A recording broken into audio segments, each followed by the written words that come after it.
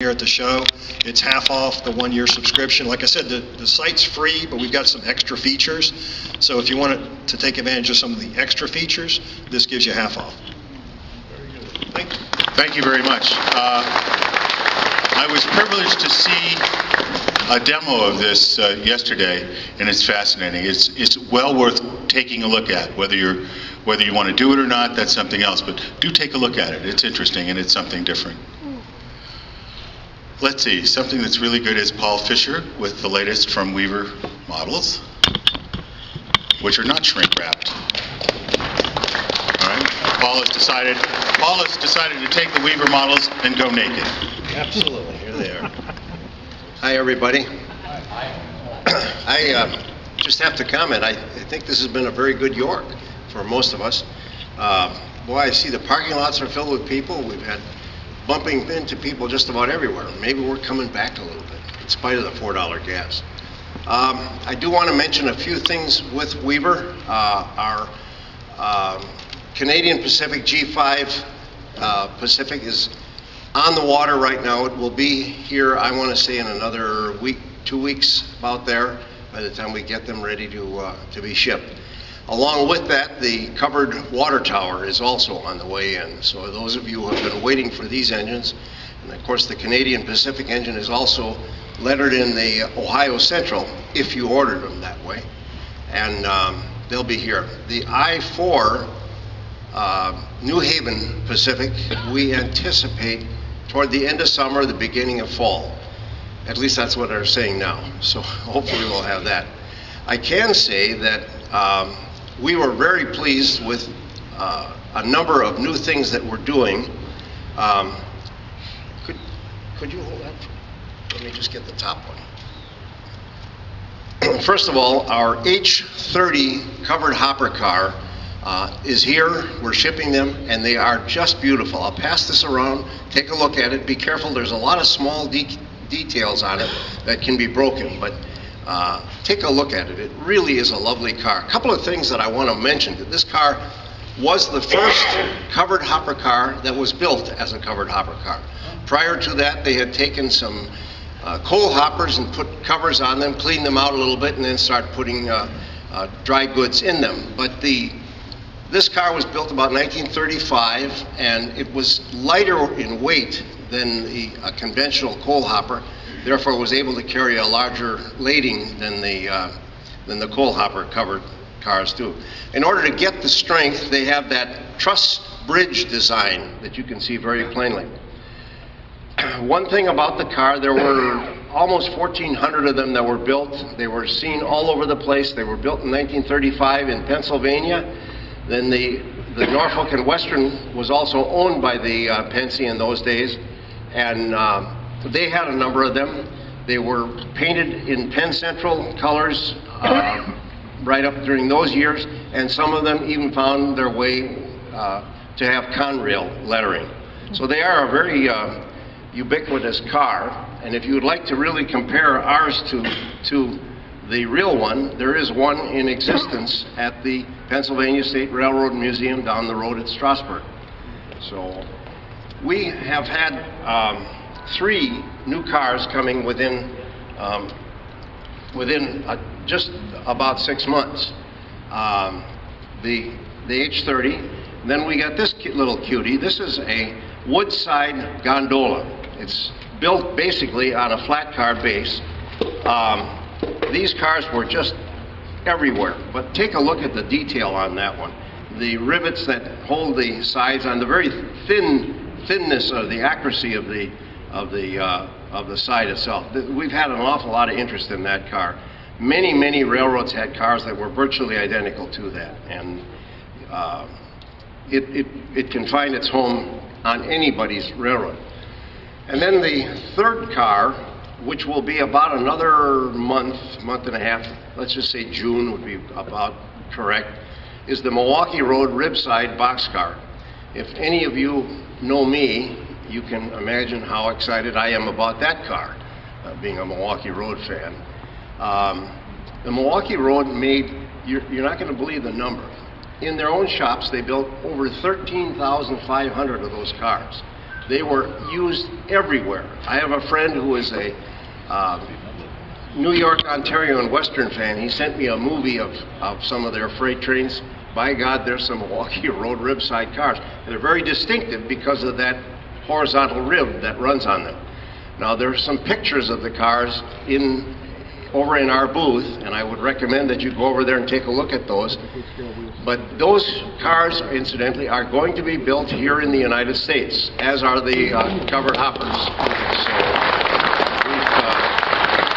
we've been able to find a source nearby, and they're very, very excellent detail. Just beautiful cars, both the Woodside Gone and then the Ribside boxcar. So stop over at Weaver at booth DD2. Take a look at some of these cars and some of the photos of some of the other ones. We've got a second run coming on our row house, the company houses, and they're now here, and now you can get it as a kit. I was surprised to find as many of you were interested in building kits. So that's available as a kit for $10 less, and maybe some of you guys who like to build the kits can do that rather than just set it down on the layout right out of the box. At any rate, thanks very much. We look forward to seeing you at the booth. Thank you very much, Paul. I want those cars back. Oh, darn. I hate when he does that. Jack LaRussa is too smart for that. I don't think he brought anything to share. But he's here from, he is New Jersey International, and he's here to talk about signals and stuff. Whatever you're going to learn. That's all right. I didn't say it that way. Yes, we'll talk later. Anyway. Okay, we have two new signals out, O-scale signals. One is the dual head Pennsy. Okay. All right. You want me to yell at you? All right. Yes. Dual head Pennsy signal with the clip lower aspect. And the other is Northeast Corridor Amtrak CPL, okay, in sort of the B&O format, in that the upper head has a colored ring and the lower head has the Pennsy amber ring. We will also be doing later this year an S-scale B&O CPL to satisfy the S-scale and ON3 guys. The ON30, sorry. We also have come out with a foldable lighted blue sign, men working, so that you can put it between the rails, raise it up, and light the blue light on top of it. We've managed to get most of our electronics back in production. Okay, the servo master which operates the gates and the semaphores is out now, and the station master reversing device is out. The flash master for flashing the cross bucks will be out the end of the month, and the ABS signal system will be out by the end of June. What we will have for the rest of the year, we really don't know yet, so thank you. That's kind of exciting. We can sort of anticipate what he's going to come up with in October. We'll rename the company just for you. I told you, I did it right. New Jersey International, come on. Oh, okay, NJ International. Forest, and you say, where's all the trees, but where's the forest, right? Thanks a lot, Jack. Yeah, the agenda is that Steve Bernyson is coming up next to talk to us about tin plate switches. Too late now. Great, thank you.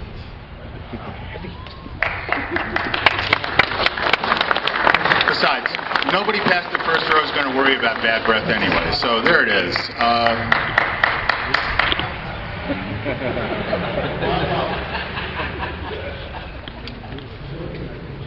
All right, here we go. What? You kept it. He kept the money. It was only a joke. Thank you. Hello, how are you? Ed wanted me to reiterate kind of that we've got the O-gauge tin plate switches. We've had them out for about a year now, and so far not a single complaint. And if anybody has one that hasn't, we need feedback. I gotta think we're far from perfect, but we do the best we can. But as always with all of our products, Any feedback is appreciated, because if we don't know if there's a problem, we can't fix it. So we're hoping that there isn't, but if there is, please let us know. But they're going great. And along those lines, we had one of these out here about 3 Yorks ago, I guess. Standard gauge switches are here and ready to go and in stock. And this is the number 4 that I think I may have shown you about a year ago, or a year and a half. And we've had them on various, I'm not a standard gauge guy, so I've had them on, I've tried to ferret out all the people that I can that have standard gauge and a lot of different stuff, like the old Boucher, Ives, all that kind of stuff. And we've got something here that seems to work with everything made so far. We haven't found one locomotive that won't run through this absolutely smoothly and without stalling. So we're having good success with that. And then we just now got the 072s done, and they're ready to go in stock as well. And they're an exact footprint of most of the old 072s, and as the MTH 072 as well. So if you want something that will run all the older equipment as well as the newer stuff, you might want to come by the table there in the Orange Hall and take a look at these, and we'll be happy to show them to you. Otherwise, the turntables are still going well, and we've got a few new surprises we're working on over the summer, and that's the time I usually have time to work on things. We kind of get out of train season, and that gives me a chance to get caught up a little bit and work on some new things. And the roundhouse is not dead. We've now got a new laser that we can use, and we're hoping to cut the brick on our walls with that, and that was the issue we were having with that. So that's all I've got for you today, and appreciate you guys being here, and glad I'm here too. Thanks a lot. I might add that after I got a couple of his 072 O-gauge switches, all my K-line 072s were up for sale. They're that good. I just thought I'd mention that. I hate to say that too, because it's Steve, but anyway, the stuff is great. Alrighty. Oh my God. Okay. Now the Vice President of Marketing of MTH, Andy Edelman, is here, and he's got some kind of good stuff to catch up us with.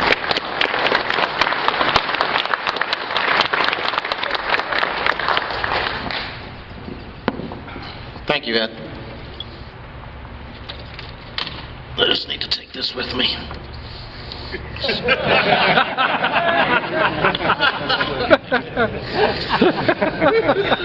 Thanks for having us back again. It's always good to get in front of you folks. I turned 50 this year. You people are really looking old though.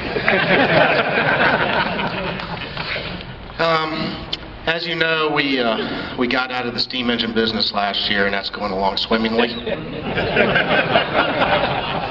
Appreciate all the concern about it and whatnot. Appreciate the zillion steam engines you guys put in your catalog to take advantage of that. See, we cooperate. We felt bad for them, so we, you know. Oh, it's your turn next year. Fortunately, we've managed to fix most of that stuff, and our problems are going away slowly but surely, and we've reintroduced some Rail King steamers into the new catalog. If you haven't picked it up yet, it's available at our booth, and it will be online in interactive format Monday, theoretically at 9 in the morning, unless I sleep in. And one of the things that we're trying to do to compensate for some of the delays that we've incurred is to give you more than what we promised when we originally cataloged some of these locomotives.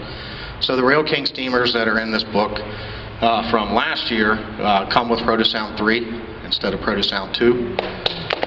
And I think more attractively for a lot of you is that they have wireless tethers instead of the anaconda that went between engine and tender.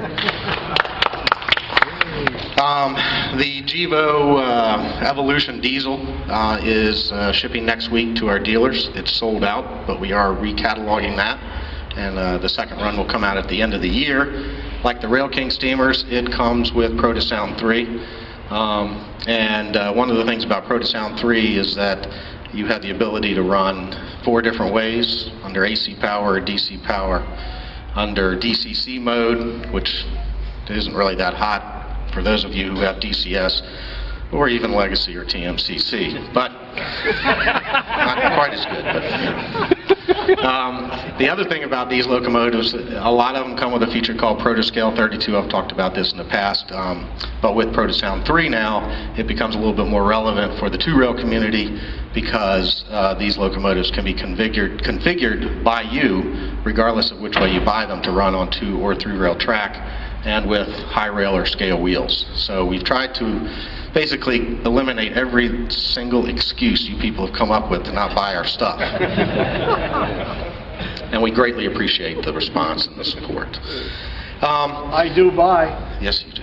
As you all do. And the other thing that we've always tried to stress with our customer base is the feedback that you guys give. Even the negative feedback is helpful in shaping our product line and letting us know that we're not very smart and there are better ways to do things, or that you want something differently than the way we've done it. So keep that feedback coming. I've really had a little too much negativity this weekend, so hold off if you would. Send me an email or something and I won't respond, but I will listen. No, I'm just kidding. It's very important. It's more important than being told how good of a job we do. So keep that coming, and we'll keep trying to move forward. The next thing that I want to talk about real briefly, because J-Don's ready to go, is the programs that we've been trying to incorporate into our marketing mix to help spread the word about this hobby. And as I look at this grouping of individuals here, it's smaller than it was last fall.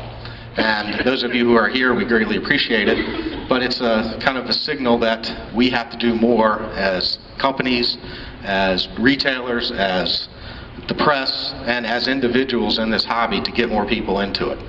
And we've created two programs that kind of help along that line and recognize those folks who are doing a good job. The first program is a way for folks to get the word out, and it primarily is aimed at clubs and individuals really that will go out and spread the word of the hobby by taking train sets and putting them in the hands of people who don't have them. And typically that may occur first at a train show. So a modular club might be set up somewhere and they've got a train set that they got from MTH at a super discounted price that they can raffle off at the end of the show, but during the show we want them to run that train set and we want them to put that train set's controls into the hands of kids and get those kids a taste of this hobby, because they're coming to these shows, not necessarily this one, this may not be a good example of that, but the World's Greatest Hobby on Tour shows is a great vehicle for that type of event. And some of the local shows that the many clubs put on are great places to get these train sets in the hands of kids and let them experience this magic of railroading. We build our product with a lot of technology into it so that those kids can see what they're used to in their life in a train. They're used to growing up with remote control and digital this and programmable that, and we're giving them that same opportunity in a hobby that we all love. So that program is called the See It, Hold It, Run It program, SHR for short. And any club that you guys may belong to that want to get involved with that, you simply go to our website, do a keyword search for See It, Hold It, Run It, and you'll find all the information about that program. You can contact us and we'll put you in touch with our salespeople to get one of those sets, and off you go. So it's a great way to introduce new people to the hobby, and it's a great way for your club to generate some revenue through raffles and so forth. The second thing is an award that we call the Blue Comet Award, which we created 3 years ago. And that award is designed to recognize the club or individual that does, in our opinion, the best job through a submission to us of promoting the hobby. And the first year, the recipient was the New Jersey High Railers, and they were well deserved of that and have done really a tremendous job since then. They've done a great job since then of expanding the programs that they do to get more people in. A lot of open houses. We all hear about train stock and whatnot, and there seems to be one every month or something. I think it's just an excuse for them to get together and chow down, but regardless, it's recognized, and we wanted to show some attention to that. We had another group last year who does the same kind of thing, and they came up to me and said, hey, you know, we appreciate that, and so forth. So we promoted the program again for announcements this year And we got a ton of submissions. So I guess you guys must have read our catalog, because I can't figure out how we got so many submissions. We didn't do much different. And we had so many submissions that we couldn't pick a winner. So we picked 2. In addition to that, we picked a bunch of honorable mentions, because we want people who made the time to do the submission to be recognized in some form or fashion in front of you guys, and hopefully encourage those of you to think about doing this on your own as well. And to find out more information on the Blue Comet Award, you can just go to our website and again do a keyword search on Blue Comet Award, and you'll find all the information. So what I'd like to do is just call out the honorable mentions and have you stand up if you're here, and we'll wave at you. And then I'd like to bring down the two winners. So the first one is an individual named Dennis Moore, and I don't know if Dennis is here. Dennis was a longtime customer of MTH when we had a retail store back in the 80s. And he's a Howard County, Maryland fixture, and he actually is a golf guy, so that's one of the things that I always liked about him. But he does an interesting thing about on his own. I mean, he's not affiliated with a club, he does it all by himself, and he gets in front of folks, and he's been recognized by some of the Howard County associations for his work in getting kids involved in something besides running amok. So Dennis is a good guy, and it's a shame he's not here, but the next one is the AM Trackers, and I'm not going in any particular order. Did anybody see the AM Trackers display last fall? These guys are from Switzerland, and they packed up a container, shipped it to our place, came in, we looked at the container, and we said, they'll never set this up in one day. And somehow or another they did it, and then they got it torn down and packed back up in that container and brought it back to our place. We did all the shipping for them, so we wanted to recognize them. Next is the North Central O-Gagers. Is anybody here from them? Nobody here? I didn't think anybody was going to be there. These guys are another small club that does a great job of spreading the hobby. We detailed each one of these, by the way, on the website. So when you do the search for Blue Comet Award, you're going to see pictures, you're going to see some submissions that they made to us, and you're going to read their stories. So I apologize for not having the whole story, but Jadon is really, really getting anxious. So I'm going as fast as I can, buddy. Picking on you today, I don't know why. I think it's because you're going into semi-retirement. That's why I'm picking on you. So, the next group, and we've heard from these folks for years, the Pittsburgh Independent High Railers. Anybody here from there? Here we go. Stand up, you guys.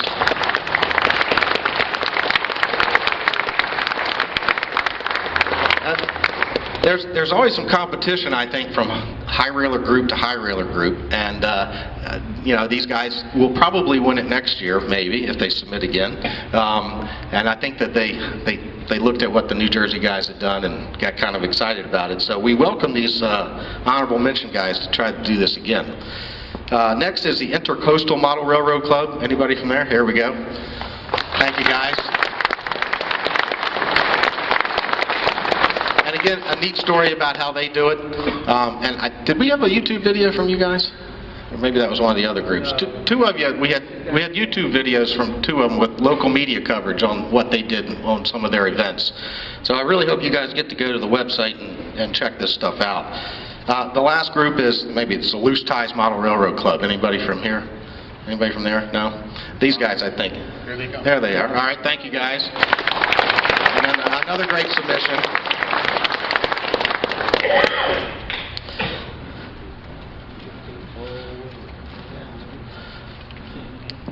Ed, I'm going to need some help. I broke one of the plaques. Oh, God.